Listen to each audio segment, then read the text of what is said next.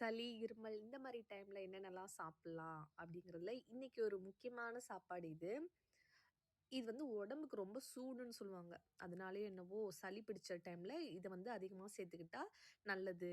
அப்படி என்ன சாப்பாடுன்னு பார்க்கலாமா? சுட சுட சோறு, கொள்ளு பருப்பு நல்லா கடைஞ்சது, பூண்டு, சோம்பு அதிகமா சேர்த்த உருளைக்கிழங்கு, கொள்ளு பயிறு வேக வச்ச தண்ணியில செஞ்ச கொள்ளு ரசம்.